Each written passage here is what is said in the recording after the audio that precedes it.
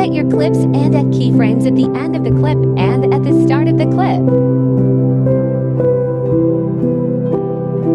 Now go to Basic and click on Scale.